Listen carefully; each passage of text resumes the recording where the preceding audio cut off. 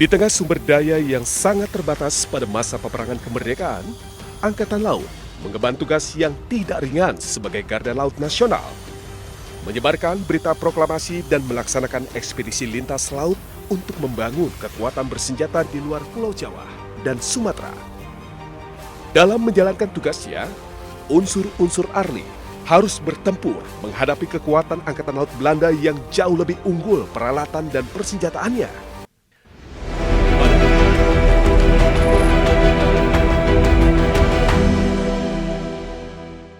Assalamualaikum warahmatullahi wabarakatuh. Rekan Suara Pemerintah TV di seluruh Indonesia, kita jumpa lagi di program Kongko Sejarah bersama saya Rahmat HM. Di Kongko Sejarah kali ini sangat spesial karena saya ditemani oleh seorang bapak dari TNI AL, yaitu Pak Heri Sutrisno. Beliau itu dari Dinas Sejarah TNI AL. Kenapa saya saat ini berada bersama beliau? Karena di bulan ini kita bertepatan dengan hari ulang tahun TNI AL yang ke-76, Pak ya. Jadi sekaligus kita mungkin nanti dengan Pak Heri akan sedikit mengulik tentang berbagai macam sejarah mengenai keberadaan Tentara Nasional Indonesia Angkatan Laut di Indonesia yang sekarang ini sudah berusia sekitar 76. Dan kami mengucapkan juga Dirgahayu TNI AL yang ke-76 Jeles Veva Jayamahe. Dan sekarang saya ditemani oleh Pak Heri, beliau ini dari Dinas Sejarah TNI Angkatan Laut, Pak ya. Mungkin silakan Pak perkenalan diri dulu dengan rekan-rekan Suara Pemerintah TV, sekaligus mungkin sedikit diceritakan mengenai Dinas Sejarah TNI AL ini seperti apa, Pak. Silakan, Pak. Assalamualaikum warahmatullahi wabarakatuh. Perkenalkan, saya nama Heri Sutrisno, pangkat Kolonel Laut Khusus. Ya. Saya jabatan sehari-hari adalah Kepala Sub Dinas Penulisan dan Produksi Sejarah di Dinas Sejarah Angkatan Laut. Ya.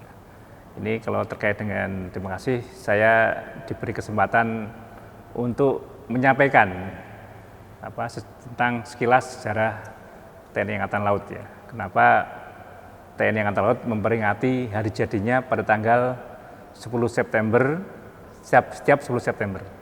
Itu kan ada latar belakangnya, kenapa kita mengambil hari jadi itu, gitu.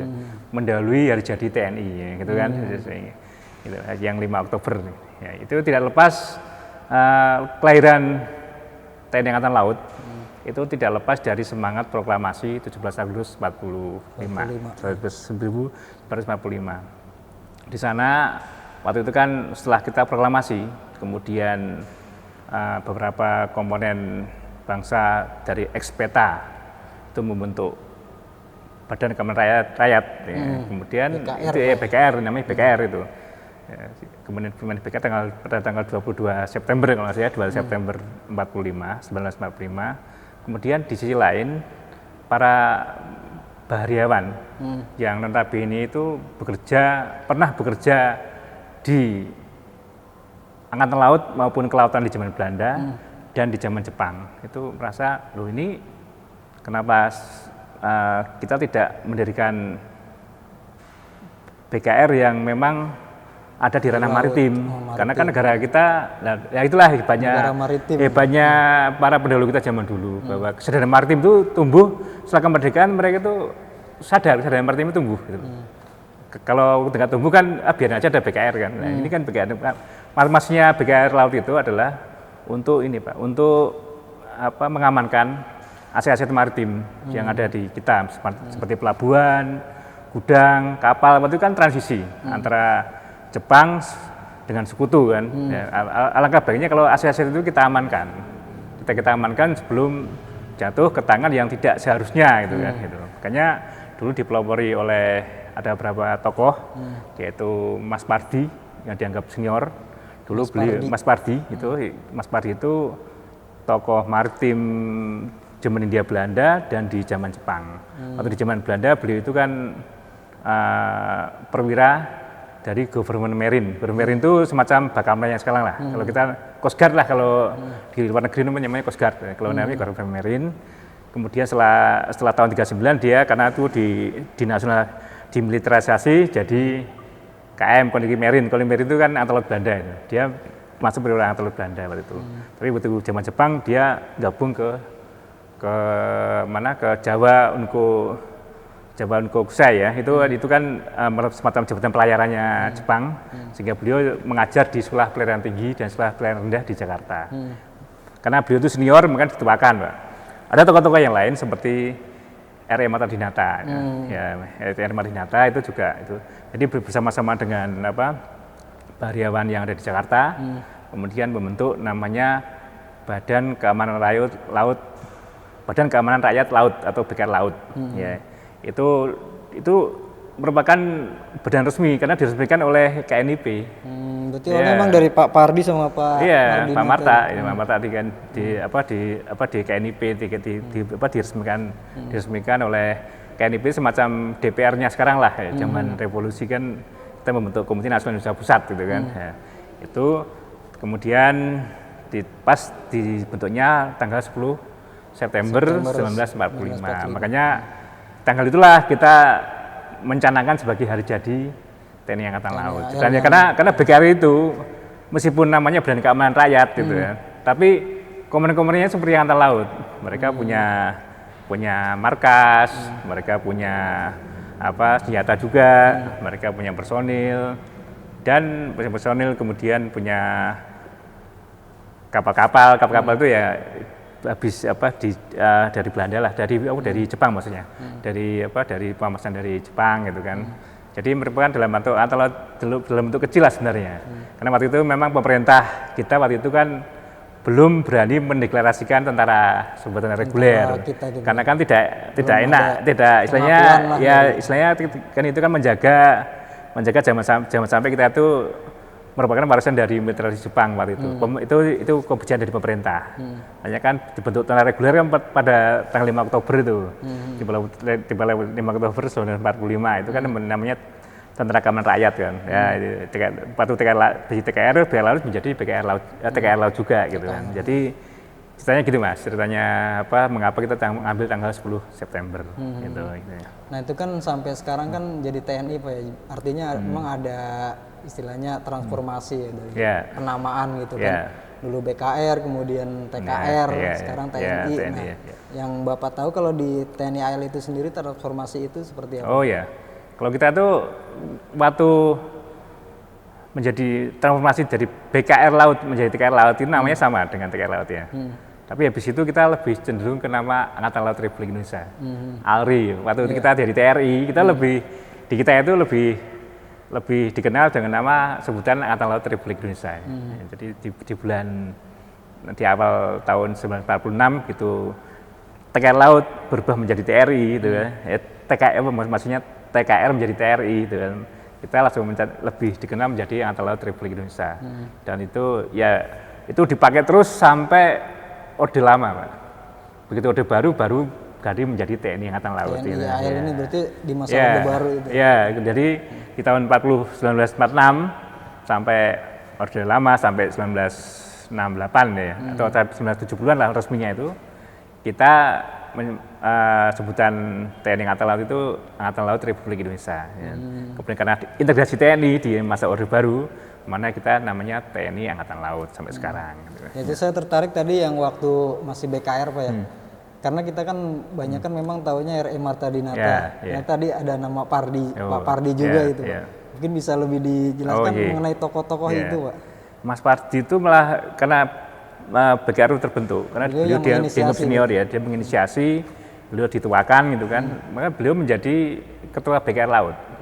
Ketua BKR Laut pusat ya, kan waktu itu kan ada BKR Laut daerah gitu ya, kalau di kota ada, kalau itu kan memang dibentuk di semua kota pelabuhan di Jawa dan Sumatera, itu dibentuk BKR Laut daerah, namanya BKR Laut aja, misalnya kalau BKR Laut Jakarta ya namanya BKR Laut Jakarta, benar di Jakarta namanya BKR Laut Jakarta, kalau Mas Pardi itu ketua BKR Laut Pusat Mas, jadi pusatnya, kemudian di daerah-daerah itu ada lagi, namanya BKR Laut setiap kota nama kotanya, misalnya BKR Laut Surabaya, BKR Laut Semarang, BKR Laut Sibolga gitu kan. Nah, yang di Jakarta ini yang jadi pahlawan Bekasi itu Mas, namanya Pak Tumin Hasibuan. Ya itu dia tuh ketua BKR Laut Jakarta gitu. Kalau di pusat namanya BKR Laut Pusat kan di bawah kepemimpinan Mas Pardi, yang kemudian kalau saat bertransformasi menjadi TKR Laut, beliau menjadi Panglima TKR Laut. Pangkat-pangkatnya Laksamana 3 waktu itu. Laksamana 3 itu setara dengan sekarang ini Laksamana Muda bintang 2. Ya. Jadi namanya Laksamana 3 Mas Pardi, atau sebut saja kalau dibaikkan ke sekarang namanya Laksamana Muda Mas Pardi. Itu waktu menjadi TKR Laut gitu kan. Ya, TKR Laut juga sama, TKR Laut di daerah-daerah juga ada TKR Laut Jakarta, TKR Laut ini jadi merupakan cuma bidang nomenklatur aja. Jadi badan keamanan yang sifatnya semi militer menjadi tentara keamanan yang tentara keamanan rakyat yang sebenarnya reguler, yang atau reguler ya. Tapi komandannya sama tetapnya. Di tahun September 45 sampai awal 1946 itu istilahnya sama, istilahnya TKR Laut gitu. Dengan komandan yang sebelumnya menjadi Ketua TKR Laut. Seperti di Jakarta itu kan namanya Matmini Hasibuan. Begitu dia jadi TKR Laut Jakarta, namanya tetap aja TKR Laut Jakarta, komandannya cuma pangkatnya ditambah aja, ada pangkatnya. Dulu kan nggak ada pangkatnya karena kan semi militer. Begitu ada pangkatnya namanya karena penanggotanya setengah batalion namanya dikasih nama Mayor Laut Matmini Hasibuan ya yang di TKR Laut Jakarta gitu. Ya, gitu. Tapi artinya gini Pak, inisiasi membentuk tentara keamanan ya di Jawatan Laut ini memang karena ya saya melihat penting sekali gitu. Karena ya satu, negara kita maritim dan laut kita juga lebih luas. Artinya teritorial negara ini dibatasi oleh laut sebenarnya. Dan itu sangat penting sekali peran TNI AL. Sehingga inisiasi untuk membentuk tentara keamanan Jawatan Laut itu memang sangat-sangat penting sekali gitu Pak. Apalagi ya kita negara maritim dan perbatasan juga dibatasi oleh laut juga gitu. Kalau Bapak ngeliat artinya sampai inisiasi ini muncul ini sangat luar biasa sih, pentingnya betapa TNI AL ini. Kalau Bapak lihatnya gimana nih peran ini? Ya gini Mas, ini tidak lepas dari visi dari pemimpin besar revolusi kita. Presiden Soekarno kan pernah jangan menjadi jongos-jongos. Jadi selalu pidatonya kan pernah jongos-jongos itu karena kita itu kan selama masa penjajahan hingga masa Jepang kan kita jadi redahan, kalau perwira redahan lah gitu kan. Tidak pernah jadi yang istilahnya berdaulat di tanah maritim. Makanya kan kembali seperti yang disampaikan oleh pemikiran visi dari pemikiran yang lain seperti Muhammad Yamin dan banyak lagi yang lainnya kan. Supaya itu harus menjadi bangsa besar dengan mencontoh kerajaan Majapahit dan Sriwijaya, Majapahit yang mempunyai kekuatan laut yang luar biasa. Gitu. Makanya itu semangat itu yang terpatri di dada para bahariawan kita itu yang dipimpin oleh Mas Pardi itu. Oh iya, kita harus mulai dari sekarang, kapan lagi kan? Mumpung ini kita sudah merdeka, gitu kan? Kita mau tamu harus membentuk sebuah institusi yang berfungsi untuk mengamankan aset maritim kita dalam rangka memutar roda kemaritiman kita. Jadi ya itulah, jadi semangat, jadi istilahnya idealisme mereka itu sevisi lah dengan idealismenya para pemimpin politik kita masa itu gitu. Nah, itu kan memang dibentuk pasca proklamasi ya, BKR Laut. Nah, setelah proklamasi itu tentu banyak sekali ya tantangan. Memang ya inisiasi awal adalah untuk mengamankan aset maritim. Apalagi waktu itu kan memang sekutu baru masuk lagi nih ke Indonesia, yaitu Inggris, kemudian dibonceng Nica juga. Nah, kalau dari sejarah yang Pak Heri tahu, tantangan-tantangan apa di awal-awal itu ya? Apalagi itu baru terbentuk kan BKR, artinya ya memang secara koordinasi, secara stabilitasi tentara ini masih belum benar-benar matang gitu. Nah, kalau Pak Heri dari sejarahnya gimana di awal-awal itu tantangan BKR Laut ini seperti apa nih Pak dalam mempertahankan aset-aset maritim ini? Kita tuh sebenarnya ini Mas, kita tuh dari pas pendirian begitu bertransformasi menjadi TKR Laut. Para pemimpin kita kan banyak yang memang mereka itu sebagian besar kan pernah bekerja atau alumni dari sekolah-sekolah dari zaman Belanda dan Jepang, dan notabene mereka itu angkatan laut modern. Jadi kita tuh maunya ya seperti itulah angkatan laut pada umumnya gitu. Tapi kan kondisi tidak memungkinkan ya. Tapi kita berusaha membentuk sebuah angkatan laut reguler yang di dalamnya ada alutsistanya kapal, kemudian ada pangkalannya, ada pendidikannya, ada kantor atau markasnya gitu kan, ada pasukan pendaratnya. Itu mulai dirintis. Ya, tapi pada awal-awal kemerdekaan belum. Karena apa? Karena memang kita masih kan masih menyesuaikan, Pak. Waktu itu kan ranah kita masih ranah mengamankan ya. Jadi kita mirip dengan Angkatan Darat, mirip dengan TKR darat lah kita. Koordinasinya di awal mirip, karena itu kan ada namanya TKR Panglima Divisi 1 TKR Laut gitu ya. Masih ada istilah itu. Tapi begitu awal tahun 46 kita sudah melangkah yang lebih jauh lagi. Makin aspek navalismenya, nah Angkatan Lautnya nampak. Contohnya TKR Laut waktu itu kan kita menyebut nama ARI, istilahnya diganti. Jadi di sana tidak ada tentara angkatan laut divisi lagi, tapi pakai nama pangkalan. ARI Pangkalan Tegal, kan ada ARI Pangkalan 1, A1 di Banten, di Serang. Gitu. Rencananya waktu di awal itu ARI Pangkalan 2 di Karawang, ARI Pangkalan 3 di Cirebon, kali 4 di Tegal, dan seterusnya sampai Probolinggo. Muter lagi sampai 12 sampai Cilacap, jadi muteri Pulau Jawa itu pangkalan itu. Karena waktu itu kan kalau pangkalan di Sumatera lain lagi. ARI Pangkalan 1 mulai dari satu lagi, tapi di namanya ada di Sumatera. Jadi kita fokusnya di 2 pulau itu. Karena pulau Sulawesi, Kalimantan, Sulawesi, dan lainnya sampai Papua sana masih dikuasai Belanda waktu itu. Jadi yang semangat yang bergerak betul mendukung yang kemerdekaan waktu itu, yang real ya, kemerdekaan real itu ada di 2 pulau itu, Sumatera dan Jawa. Ya makanya itu memari tugas Angkatan Laut akhirnya. Karena negara kita kan ex-jajahan Belanda waktu itu. Tapi ya itulah hebatnya pemimpin kita saat itu. Dan itu ditopang juga oleh visi itu sama dengan visinya para pemimpin Angkatan Laut juga, TKR Laut waktu itu. Sehingga Mas Pardi dan para stafnya seperti Laksamana Muda M. Nasir, kemudian Pak Mata Dinta juga, dan yang lain merumuskan konsep tugas Angkatan Laut pada waktu itu. Pertama, dia melaksanakan selain menjaga aset-aset di daerah itu ya, juga tugasnya adalah menyebarkan berita proklamasi di luar Pulau Jawa dan Sumatera. Waktu itu kan memang hanya 2 pulau ini yang memang berita kemerdekaan sudah menyebar, tapi di pulau lainnya belum. Kemudian yang kedua, sama selaras dengan itu, juga melaksanakan ekspedisi lintas laut. Lalu itu apa? Kita membentuk satuan-satuan TKR atau TRI, atau sekarang TNI lah, di luar Pulau Jawa. Jadi makanya kan ada ekspedisi lintas laut itu. Pakainya ya kapal nelayan, kapal layar, kapal niaga gitu kan. Ya, jadi menyeberangkan pasukan ARI untuk menggalang kesatuan di sana. Dan ada 2 daerah yang berhasil, Pak.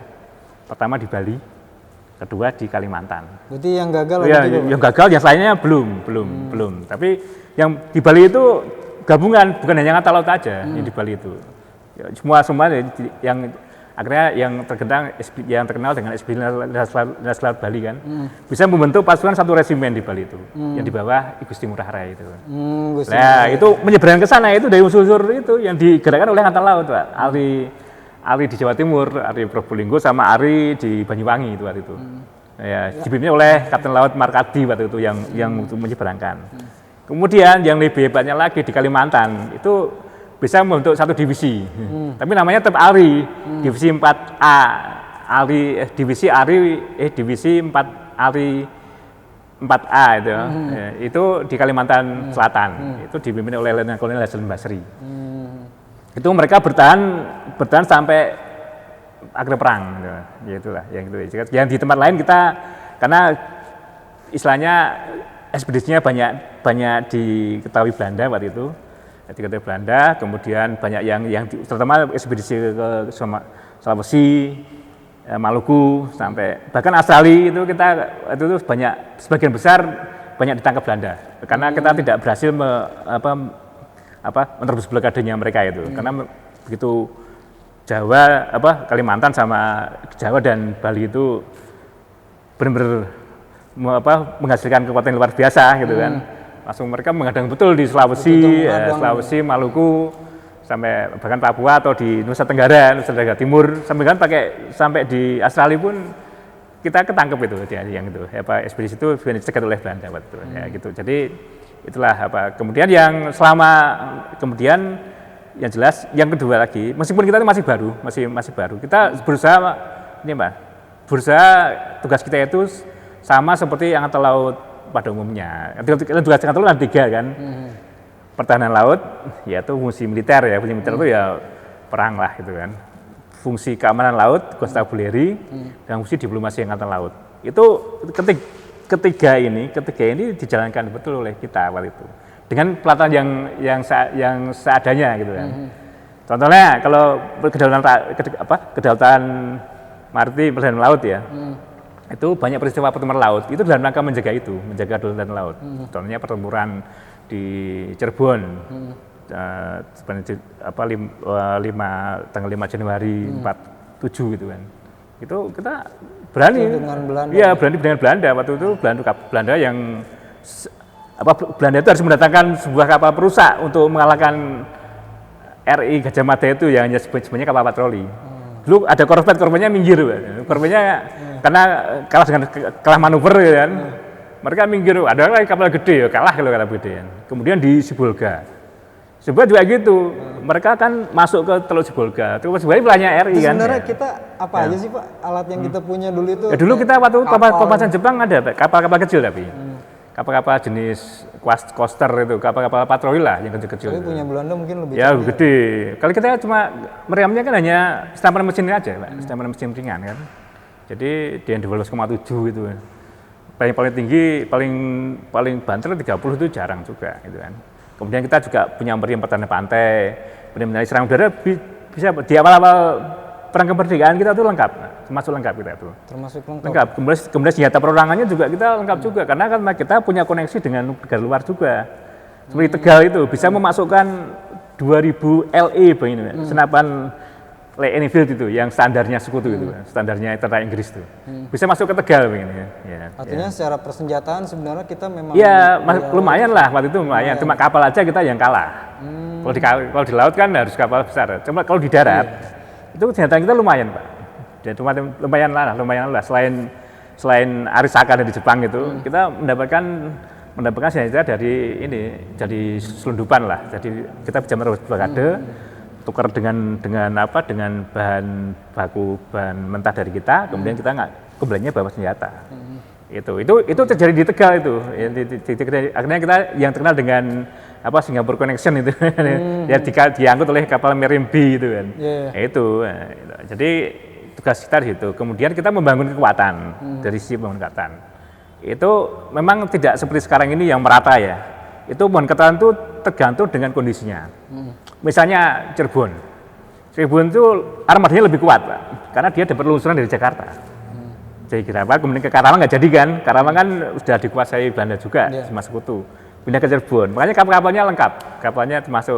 Kapalnya dalam bentuk ada 9 kalau nggak salah kapal patroli. Tapi ya senjatanya memang ya seadanya. Tapi lumayan ya, Angkatan Laut kekuatan Angkatan Laut di kapal gitu. Itu di Cirebon. Jadi kayak dipimpin oleh komandan armadanya kan Kapten Samadikun itu.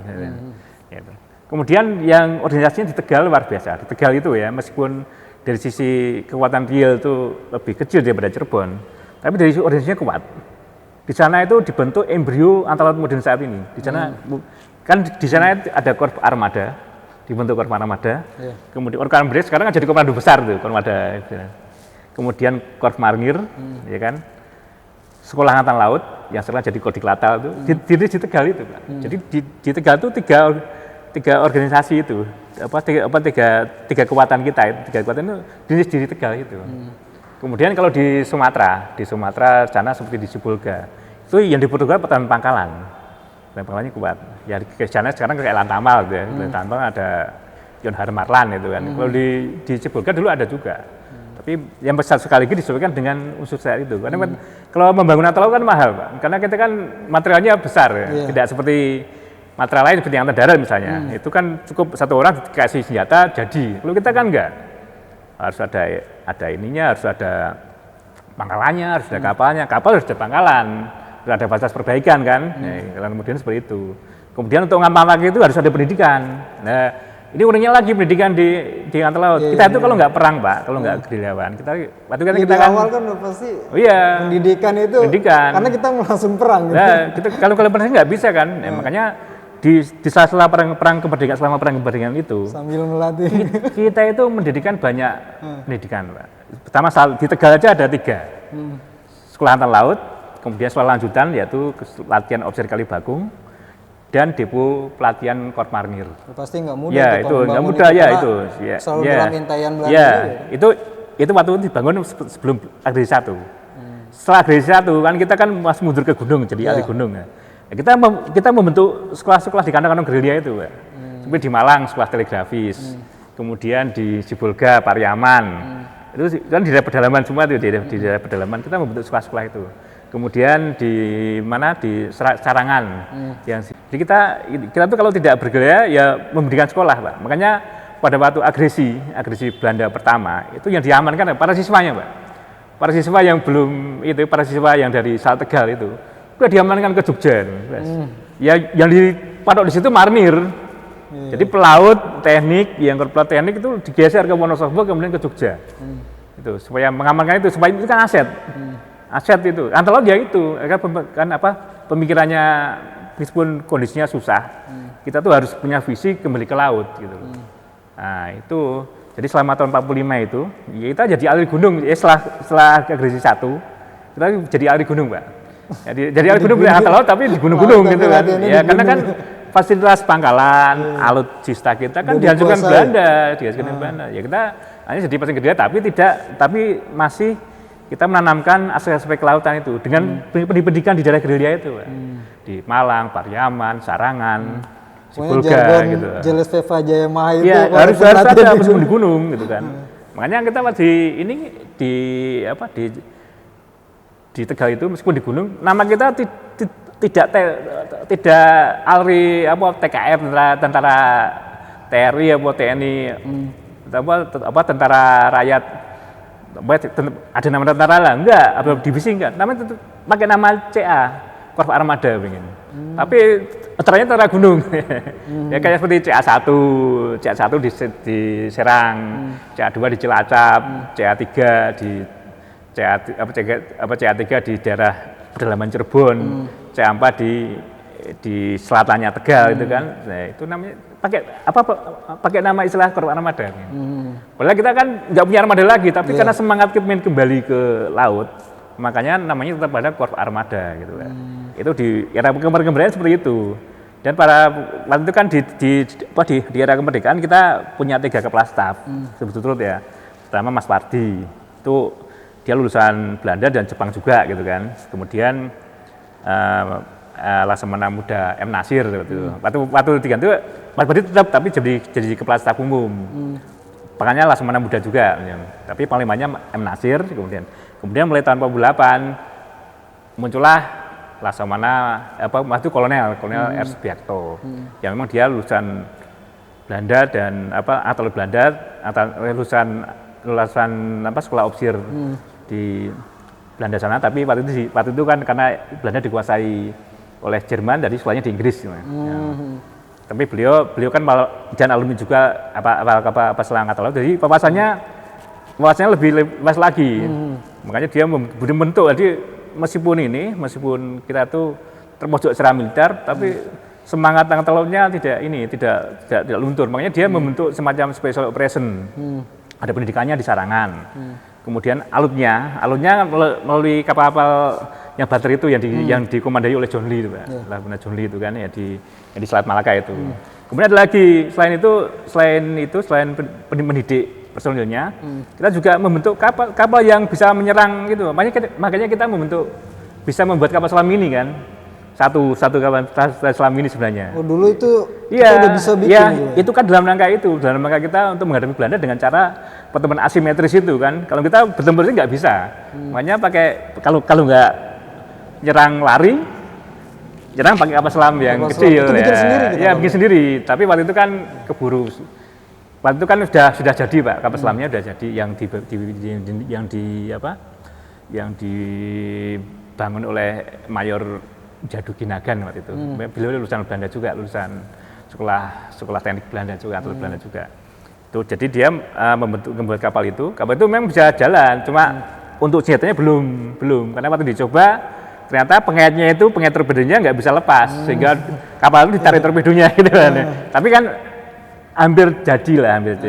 Tapi keburu agresi kedua, sehingga kapal itu dirampas oleh Belanda, dibawa ke Semarang waktu itu. Oh, itu berarti setelah agresi Iya, agresi dua itu. Jadi pas agresi dua itu kita sudah merencanakan peperangan asimetris, peperangan yang dengan musuh yang lebih kuat ya. Caranya dengan ya semacam gerilya laut itu, pakai kapal-kapal kecil. Ya, makanya sekolahnya ada namanya Special Operation itu, yang oleh waktu itu siswanya antara lain Pak Yosdarso, Pak Domo, gitu, Pak Mata sendiri. Pak Mata komandan sekolahnya waktu itu, komandan sekolahnya yang kedua, komandan sekolah pertama Pak Kolonel Subiarto sendiri sebenarnya sebelumnya. Gitu, Pak Kolonel Subiarto dijadikan ketua RERA waktu itu, Letkol Subiarto dijadikan RERA waktu itu, kemudian digantikan oleh Pak Mayor Mata Dinata gitu kan. Ya, itulah ceritanya selama revolusi seperti itu Pak. Ya di akhir revolusi markas kita juga dipindah, nggak di Jogja lagi, pindah ke Aceh. Ya karena kan ada perpindahan pemerintah waktu agresi militer 2 itu. Itu kan matching dengan perintah darurat di Bukit Tinggi kan. Bukit Tinggi yang angkatan lautnya di Aceh Pak. Makanya dulu dikenal dengan angkatan laut daerah Aceh, ALDA gitu kan, istilahnya ALDA, angkatan laut daerah Aceh. Gitu. Banyak sekali pergantian namanya. Iya, banyak istilahnya banyak. Komandannya kata sendiri yaitu Kolonel R. Subiakto, kemudian wakilnya Pak Mata Dinata, dan seterusnya sampai Pak Domo juga diajak ke sana. Jadi beberapa perwira ya yang dianggap bisa menghimpun itu kita memperkuat dari Aceh. Jadi Aceh juga membuat sekolah juga, namanya pendidikan di Serang Jaya. Sekolahnya ada di sana juga. Untuk latihannya pakai armadanya John Lee. Ya, untuk prakteknya. Ya, itu jadi waktu itu memang persiapan kalau memang perang itu berlarut kita sudah pakai itu, bisa pakai itu. Ya, dari beberapa penjualan senjata itu kita bisa mengadakan beberapa kapal Pak. Kapal itu kan lumayan agak, kapal Pak John Lee kan sebagai kapal patroli itu kan kalau dikasih senjata kalau hanya menghadapi kapal patroli Belanda bisa lah gitu kan. Mungkin kalau menghadapi mungkin menghadapi korvet masih bisa lah, tapi kalau destroyer fregat kita jelas kalah gitu kan. Tapi paling kan ada upaya paling enggak menyelundupkan senjata untuk kepentingan perjuangan lah gitu kan. Kalau ini kalau perangnya berlarut, tapi kan tahun 49 akhir sudah selesai kan. Nah itulah 49 akhir itu berapa kan kita masuk ke periode yang selanjutnya nih, ya kan? Tadi kan periode kemerdekaan.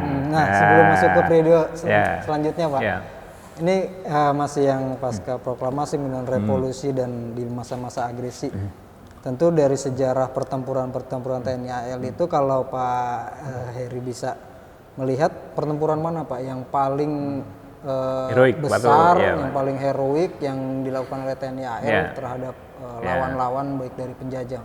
Kalau di laut Pak, kalau di laut itu yang paling heroik selama perang kemerdekaan itu pertempuran Teluk Cirebon yang melibatkan melawan Belanda. Itu di masa sebelum agresi 1. Jadi memang Belanda kan udah memancing-mancing itu Pak, sudah memblokade supaya kita itu dari sisi ekonomi, dari sisi pertahanan itu dilemahkan melalui blokade lautnya. Ya waktu itu kan ada latihan perang-perangan, latihan antara gabungan antara TKR darat dengan kita, ALRI itu di Cirebon itu. Kemudian mereka memprovokasi dengan kapal. Iya Belanda memprovokasi. Kita kan ini wilayah kita 3 mil kan. Ya. 3 mil ya harus. Ini kan wilayah kita nggak apa-apa gitu kan. Tapi korvet Belanda itu masih mau maju. Tapi begitu maju mereka bisa diusir. Mereka kelihatannya berhitung dengan kekuatan juga gitu kan kalau korvet. Ya akhirnya datang lebih gede, namanya Bankert itu kapal perusak itu. Ya udah kapal perusak kan kapal kita tetap Kapten Samadikun itu tetap harus pergi. Ini kan masih wilayah teritorial kita gitu kan. Nah, akhirnya terlibat pertempuran. Ya pertempuran ya kita kan kalah. Gitu. Kemudian ada lagi yang heroik juga itu mempertahankan teritorial juga Pak, tapi lewat pertahanan pangkalan yang di Teluk Sibolga itu, pertemuan di Teluk Sibolga tahun 47 itu. Jadi waktu itu kapal perusak Belanda, satu kapal perusak masuk di sana, mereka dengan dalih mau mengejar kapal penyelundup. Ya kita ingatkan waktu itu, Ari di sana kan, Ari Panglima Sibolga, ini wilayah RI Teluk ini gitu kan, nggak sembarangan masuk. Mereka motor itu mau. Diserang Pak, diserang dari pantai. Gabungannya bukan angkatan laut saja, tapi komponen perjuangannya dari situ nembak semua nih Pak. Sehingga mereka lari dengan meninggalkan sebelum mereka meninggalkan Teluk itu mereka mengevakuasi yang luka-luka Pak. Yang luka ada yang tewas mungkin ya dengan pesawat Catalina itu. Kami ada fillernya nanti fillernya bisa kita sampaikan itu kan ada itu kan. Jadi nanti itu bagus untuk bagian episode selanjutnya itu kalau kita membentuk kenapa ada pertemuan Sibolga gitu. Kemudian ada lagi pertemuan Teluk Sapudi. Teluk Sapudi dalam rangka itu Pak Lintas Laut itu memblokade itu. Kita mau ke Sulawesi itu. Ada ketahuan dulu ya, kemudian kita melawan. Waktu kapal nelayan, kapal patroli. Ya, kita itu melawan kapal patrolinya ngajir Pak, pergi Belanda kan. Kita pakai kapal nelayan. Nelayan disekat sama kapal patroli mereka. Ini mereka yang. Ya karena mereka kaget di situ ada senjata banyak Pak. Akhirnya pergi datang korvet ya, habislah kita ini kalau korvet itu. Tapi yang pertemuan awal, yang sebelum pertemuan lagi ya, yang pertemuan pertama kita adalah di Selat Bali itu, yang pertama itu. Yaitu waktu kita mau mengadakan ekspedisi lintas laut Jawa Bali. Waktu mau membentuk persiapan itu ya itu pasangan Ibu Rai.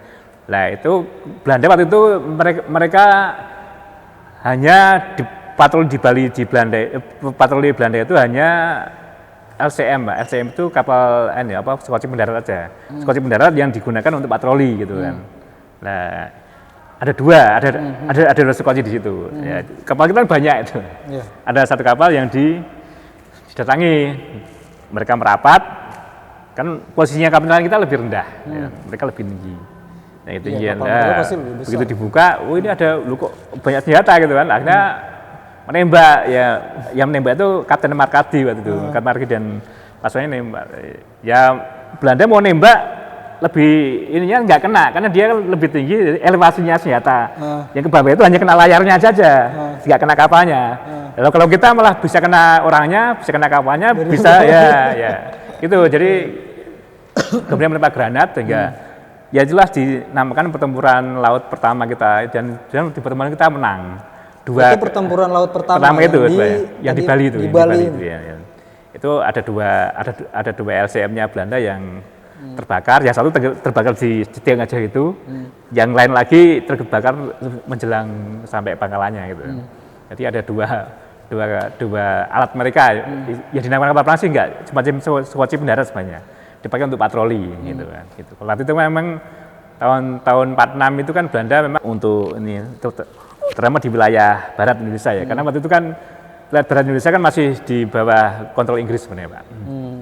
Tapi yang di timur itu mereka dari angkatan Belanda itu. Begitu 46 Inggris pergi, ya itu mereka banyak mendatangkan kapal patroli. Ya itu yang makanya kita agak keteteran di situ karena kita belum siap dengan membangun kekuatan laut yang real. Itu mereka sudah Belanda sudah datang dengan kekuatan penuh waktu itu. Ya kalau di laut tapi kita menjadi ahli gunung kan ya. Kalau di ahli gunung luar biasa. Di Tegal itu nggak ada yang kita sampai ahli Tegal yang akhirnya bermetamorfose menjadi C4 Tegal itu. Ya, di situ ada banyak Korps Marinir itu. Intinya dari Korps Marinir sekarang yang akhirnya nantinya kelak kemudian mereka banyak jadi komandan Korps Marinir itu. Ya tokoh-tokohnya kan seperti Pak R. Suhadi yang akhirnya jadi komandan Kormar kan. R. Hartono itu kan komandan Kormar juga, Pak Ali Sadikin. Tokoh-tokohnya di situ Pak. Jadi jagoan-jagoan semua di situ yang ada di wilayah Jawa Tengah itu. Jadi setelah satuan pahlawan kita dikuasai oleh Belanda, waktu kita menjadi ahli gunung. Ya itulah. Jadi kita bergerilya seperti angkatan darat aja gitu. Nah, begitu pas 5 selesai baru kita kembali ke laut lagi. Nah, itu Kalau pasukan katak itu di mana, Pak? pasukan nanti itu setelah ya, Pak ya? Itu nanti itu belum ada.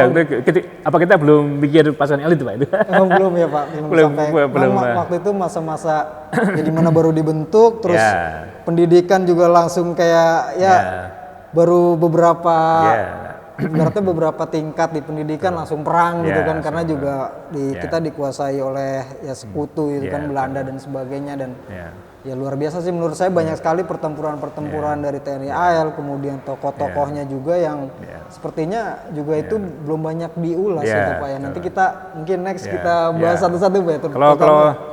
Kalau yang berarti per kasus. Kasus misalnya pertemuan Sibolga itu apa sih, backgroundnya apa gitu kan.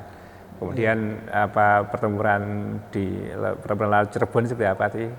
Kemudian pertempuran Selat Bali itu seperti apa sih? Nah, itu backgroundnya banyak, rangkaiannya itu luar biasa, rangkaiannya terkait dengan sejarah TNI juga gitu loh. Tidak hanya sejarah Angkatan Laut tapi sejarah TNI juga. Gitu. Itu penting sih Pak untuk diketahui oleh generasi sekarang ataupun untuk para penerus di rekan-rekan di TNI AL kan perlu tahu sejarah itu kan, supaya ya mentalitasnya juga bahwa ya inilah perjuangan dari TNI dulu, yang dulu BKR, TKR dalam mempertahankan bangsa kita, aset-aset maritim kita. Ya luar biasa semangat itu harus kita tularkan terus. Nah terkait dengan pertempuran ini Pak, kalau kemarin kan saya sempat bahas dengan salah satu penggiat sejarah itu Bang Beni ya.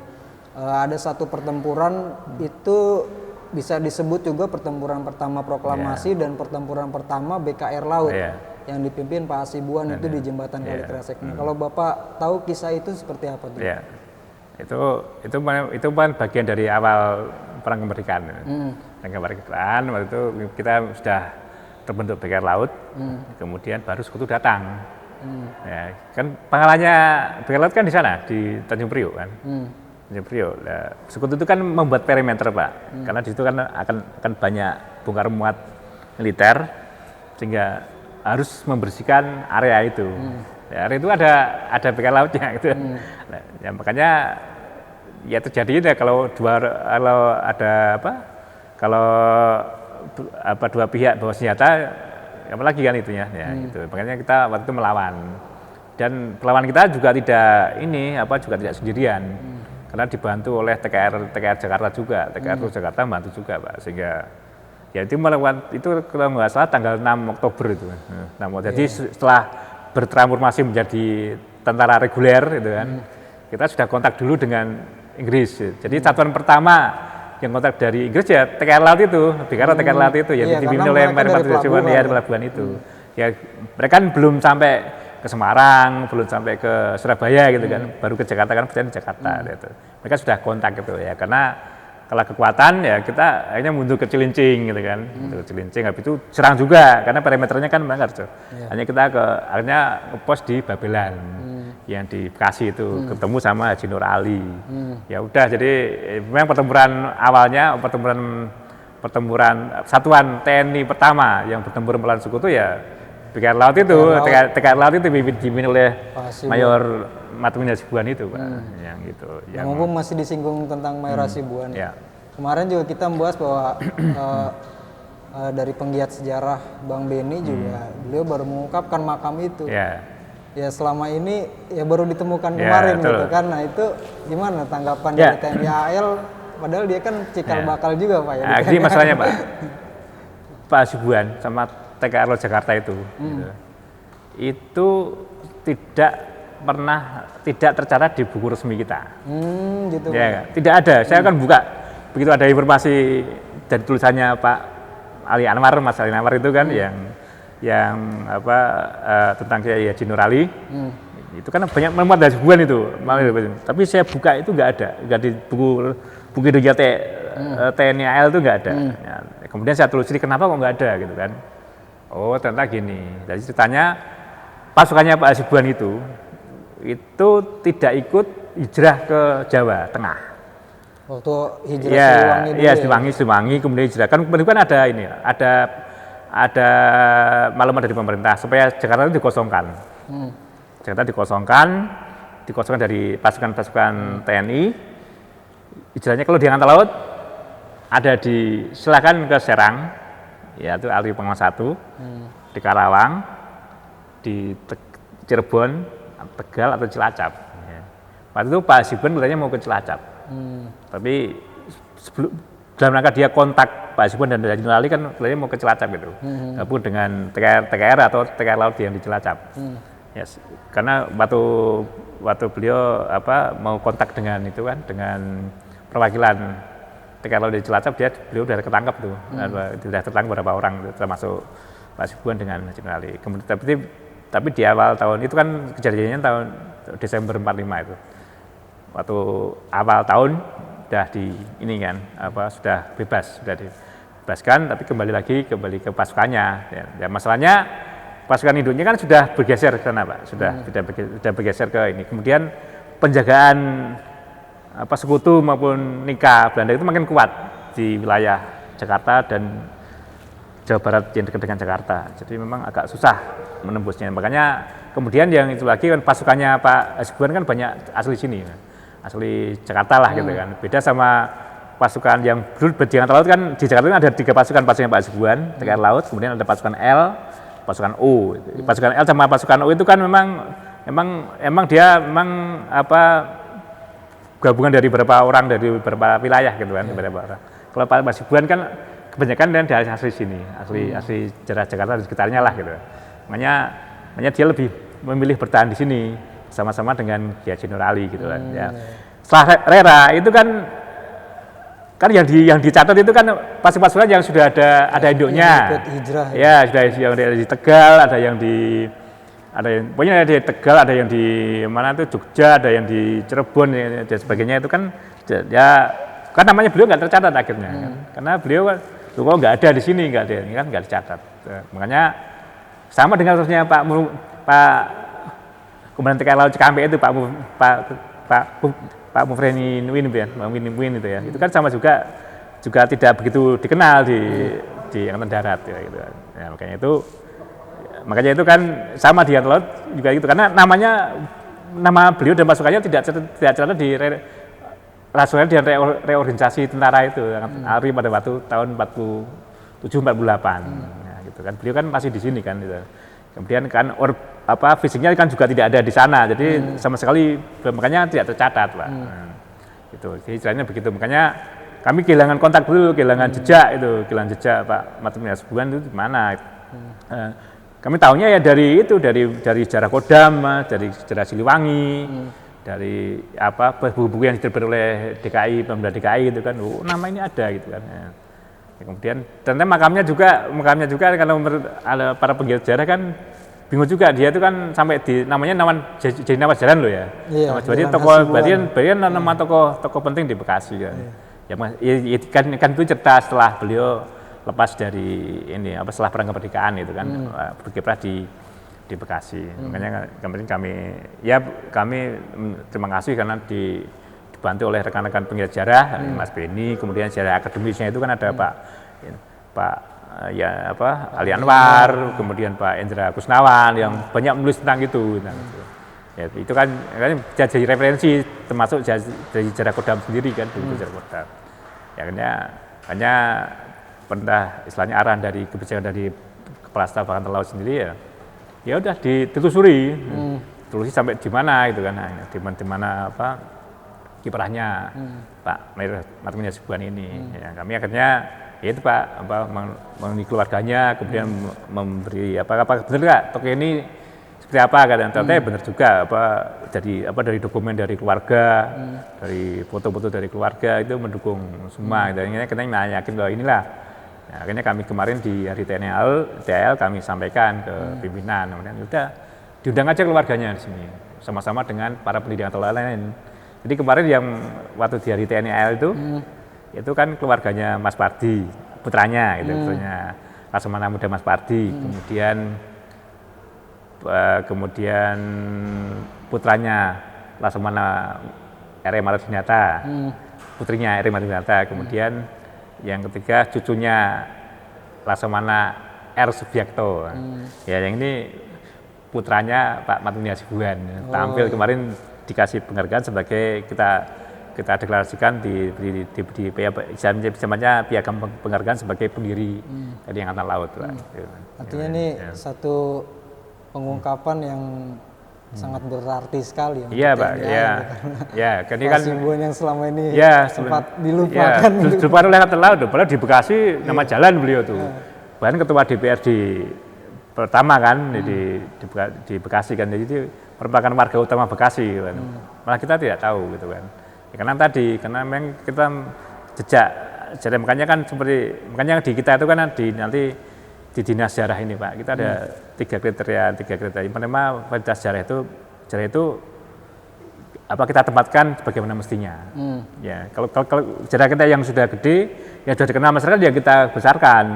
Tapi kalau yang sudah belum dikenal ya kita angkat gitu kan. Seperti Pak Martin Hasibuan kan itu kan sudah dikenal di tingkat lokal, tapi di tingkat matra sendiri kita belum tahu karena memang kehilangan jejak tadi gitulah. Ya, kemudian yang kedua ya kita sejarah itu memang dulu dia berjasa ya kita tempatkan bahwa dia memang berjasa di masanya gitu loh Pak gitu. Ya, memang peran dinas sejarah ini sendiri sangat penting sebenarnya. Harusnya memang benar-benar istilahnya perannya dari dinas sejarah, karena di tubuh militer Indonesia itu udah pasti tidak akan bisa menghindar dari sejarah. Apalagi mempertahankan teritorial, mempertahankan berbagai aset, baik aset kemaritiman maupun angkatan darat dan sebagainya. Itu tidak pernah terlepas dari sejarah. Artinya memang dinas sejarah ini ya kita harus benar-benar dukung, terutama ya di TNI AL. Sekarang juga saya berada di museum yang mungkin belum sempurna Pak ya. Rencananya rencananya mau ada museum buat umum berarti Pak ya. Iya, betul. Nah, ke depannya apa nih Pak? Dinas sejarah ini jujur saya di TNI AL sendiri baru dengar ada dinas sejarah. Ya, memang kita tuh ini Pak, dinas sejarah itu merupakan salah satu satker baru, satuan kerja baru hasil validasi tahun 2020. 2020, jadi tepatnya kita tuh didirikan resmi berdiri tanggal 29 Juli tahun 2020. Ya, 2020 bersama-sama dengan satuan satker yang lain seperti Komando Pasukan Kata yang besar ya, kalau ini kan namanya Satpaska, kalau Komando Pasukan Kata sama Dispintal, Dinas Pembinaan Mental Angkatan Laut ya. Kemudian tapi perintisannya itu sebenarnya dinas sejarah sendiri sudah ada sejak tahun 61. Tapi kan sejalan dengan itu kan dirintis oleh Komando Yosdarso waktu itu. Ini pentingnya sejarah begini jadi bentuk, tapi selevel mayor waktu itu. Namanya seksi sejarah, seksi S lah gitu. Kantornya sendiri malah nggak punya kantor, kantornya di rumahnya Pak Yosdarso waktu itu. Tahun 61 itu. Ya, kemudian tahun 70-an itu dibesarkan Pak. Jadi setingkat dinas ya, kolonel, kemudian bintang 1 ya sampai tahun 80. Tahun 80 kan ada ini Pak, ada semacam ada kebijakan di pemerintah waktu itu untuk supaya kita tuh efisien. Itu imbasnya ke dinas sejarah akhirnya. Dinas sejarah dikecilkan menjadi subdirektorat ya. Subdirektorat sejarah di bawah Dinas Direktorat Perawatan Personil di tempat Persal waktu itu di tingkat kolonel aja gitu. Ya, itu terus kita tuh di bawah sub terus. Makanya kan karena karena menjadi bagian dari satker yang lebih luas, jadi peran kita tidak begitu terasa gitu kan. Beda sama kalau kita punya dinas sendiri ya, sampai tahun 90-an, tahun 92 itu kita dilimpahkan menjadi bagian dari Dinas Penerangan Angkatan Laut. Itu ada subdis sejarah, ya. Subdis sejarah itu sama levelnya kolonel juga. Tapi kan karena tupoksinya kita mengikuti tupoksi satker yang menaunginya, ya kita banyak berperan untuk bagian dari penerangan Angkatan Laut. Ya. Jadi untuk fungsi-fungsi yang terkait dengan riset, dengan pembinaan museum, dengan penulisan, kemudian dengan doksip itu kurang. Jadi memang ya dulu yang menonjol penulisan Pak. Dan penulisan karena kan memang penerangan kan bagian publikasinya di situ. Jadi yang menonjol aspek itu. Jadi fungsi-fungsi yang lain karena kita di bawah satuan kerja yang lebih luas, jadi kita tidak begitu menonjol. Makanya itu kan ada pemikiran, ya kan kalau di luar negeri aja sana itu kan kalau di beberapa antara modern ya, atau di yang sudah settle itu kan, atau bahkan bukan atau aja militer itu belajar sejarah itu sama dengan belajar strategi, Pak. Iya. Belajar itu strategi. Kalau mau strategi perang ya belajar sejarah. Cuma memang aspeknya lain. Jadi kajiannya bukan itu berulang lagi enggak, tapi kan makna atau lesson learn-nya kan bisa diambil. Iya, ya, contohnya kan berulang juga kondisi. Ya, gitu. Contohnya perang inilah, perang serangan ke Rusia lah, misalnya serangan Napoleon ke Rusia kan gagal kenapa? Musim dingin. Itu diulangi lagi sama Hitler, gagal lagi kan. Nah, apakah itu? Ya sejarah, makanya dari sejarah kan kelihatan itu. Kemudian di laut, pendaratan kebalikan di mana? Kan di daerah Jawa Timur, daerah Kragan, Rembang itu, sama Banten. Itu dipakai juga oleh Jepang. Waktu menyerang Belanda, Hindia Belanda situ. Mulanya di situ juga kan. Ya kan itu berarti Jepang belajar dari sejarah gitu. Kenapa kok dipilih pantai itu? Pantai landai, aman, daerah belakangnya tidak berbahaya dan sebagainya. Kan dipakai itu, dipakai kan gitu. Kemudian waktu agresi Belanda 1-2 dipakai Belanda juga nyerang di situ. Nah, apa artinya? Kan mereka belajar sejarah. Iya, artinya ya, sejarah itu ya penting juga. Ya gitu. Jadi kayak apa seperti ada semacam lesson learn yang memang untuk bisa kita membangun kekuatan kita dari seperti itu. Jadi bukan peristiwanya, tapi lesson learn dari peristiwa itu yang kita ambil. Makanya itu. Ya kita kalau Bapak melihat, Mas melihat film Dunkirk gitu kan. Yeah. Bagaimana sebagian besar yang pertama itu pasukan sekutu yang terjebak di pantai Dunkirk itu kan diselamatkan oleh apa? Oleh para nelayan Inggris kan, kawan nelayan Inggris kan. Ya. Pola-pola seperti itu untuk menggali potensi maritim macam itu kan dilakukan juga oleh banyak negara sekarang ini Mas ya. Termasuk kita gitu kan, waktu operasi zaman kemerdekaan pun kita pakai perahu nelayan tuh. Iya. Ya, itu kan ya sama itunya hasilnya itu. Ya itu jadi kalau untuk ke dalam kita itu mengambil ini Pak, belajar strategi. Betul. Belajar cara membangun kekuatan laut. Ya kalau kita dari 45 sampai sekarang kita belajar hijrah, pola-pola membangun kekuatan itu yang paling bagus yang mana. Kemudian kita anukan di mana. Jadi kalau bisa jadi peristiwa sejarah itu ada yang positif, ada yang menghasilkan hal yang bagus, ada menghasilkan yang jelek, yang gagal misalnya. Tapi kalau dari sejarah itu sama baiknya. Bagus dan gagal itu sama-sama bernilai, Pak. Betul. Kalau bagus itu kita teruskan, kalau gagal itu ya jangan diulangi lagi gitu. Jadi di kita seperti itu, jadi untuk ke dalam. Nanti kalau yang keluar, ya itulah kita tujuan kita adalah itu dalam rangka membangkitkan semangat nasionalisme generasi muda dan khususnya untuk membangkitkan jiwa bahari. Betul. Ya itu Pak yang itu. Jadi di kita itu ada dua tujuan itu. Dan itu dilakukan dengan 4 fungsi kita. Pertama fungsi riset. Nah, fungsi riset itu gunanya untuk peristiwa di masa lalu itu valid apa enggak? Atau kita nggak mau apa katanya gitu kan. Sama dengan kita waktu meriset Pak Matmuni Hasibuan itu. Apakah dia tokoh seperti apa itu? Tapi sumber-sumber banyak, ya, kemudian kalau berapa lebih dari 4 sumber menyatakan itu berarti ada tokoh ini kan. Tokoh ini ada. Kemudian di sumber primer juga dari Nevis juga ada. Jadi Nevis dari Belanda ada. Berarti benar tokoh ini. Kemudian kita cross check dengan keluarganya. Benar. Berarti valid kan? Perjanjiannya valid, baik. Jadi menyatakan bahwa inilah tokoh ini. Itu bukannya riset, contohnya gitu dengan riset ya. Ya, kemudian Lisprot yang saya ini kan penelitian dan produksi. Penelitian itu kita yang menyebarkan Pak, kita humbasnya lah, yang menyebarkan konten itu. Misalnya, Pak ini kita punya Pak Hasibuan, kita tampilkan di berbagai media misalnya, berbagai media massa. Mungkin kayak kemarin kami masih di Tegal kan melawan lupa, melalui program-program yang semuanya kesejahteraan lah. Kemudian ke media yang sifatnya terkait dengan sejarah seperti Historia dan sebagainya itu. Ya seperti dari Mas juga gitu ya. Itu banyak produksi. Kemudian dokumen dan kearsipan. Ya, kearsipan itu tugasnya mengumpulkan sumber-sumber sejarah.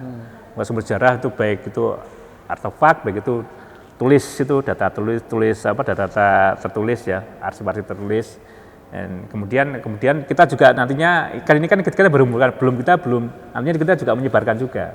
Jadi ini loh bisa diakses oleh publik. Ini loh misalnya sejarah ini, misalnya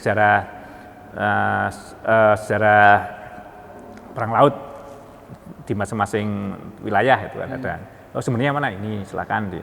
Jadi itu tugasnya Duksip. Yang ketiga adalah yang keempat itu fungsi pembinaan museum dan monumen. Yang museum dan monumen kan jelas-jelas kan sebagai sarana untuk memperkenalkan sejarah angkatan laut. Ya. Kenapa? Makanya itu Bapak Kasal menempatkan kantor dinas sejarah harus di kota, harus di dalam protokol gitu kan. Makanya di sini dipilih di sini. Nanti depannya dikasih museum ini, galeri ini nah itu. Jadi museum monumen itu dalam rangka itu tujuan yang keluar tadi. Tujuan yang keluar tadi adalah mewujudkan membentuk karakter nasional bangsa sama jiwa maritim bangsa gitu kan. Nah, memang sangat banyak ya sejarah yang perlu dikulik.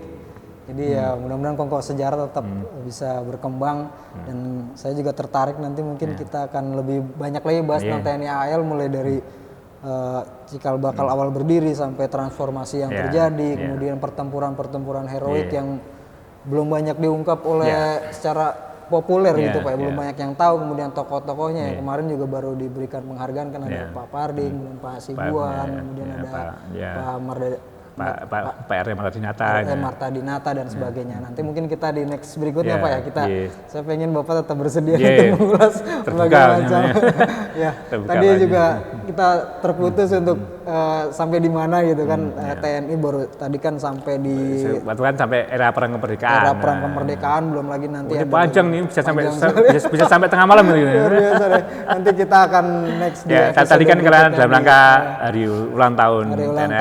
Dari ulang tahun TNI AL itu tidak lepas dari masa proklamasi Pak dan sesudahnya. Makanya tadi pas kalau saya menyatakan dari 45 sampai 49 itu kan itu memang tepat. Itu kan di awal-awal TNI AL berdiri kan itu kan.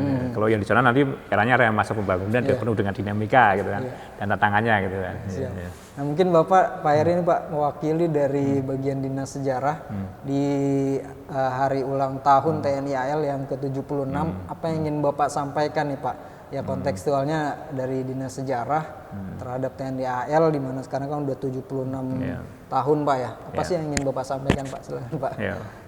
Ya kami sebagian orang yang mengucapkan terima kasih karena TNI Angkatan Laut itu ada karena sejarah. Jadi seperti apa yang disampaikan oleh Bapak Kasal pada waktu peresmian gedung ini, TNI Angkatan Laut itu tidak membentuk sejarah, tapi dibentuk oleh sejarah, gitu kan. Makanya sejarah itu digunakan nantinya untuk membangun menuju sifat Jaya Mahi, gitu kan. Jadi untuk membangun laut kita jaya, gitu kan. Jadi kalau pesan-pesan kami ya kami mengucapkan terima kasih kepada masyarakat luas, maksud saya, karena keberdatangan itu aja. Dan kedepannya kita mau maju ke depan juga karena kita berdasarkan mengambil pelajaran dari sejarah itu sendiri.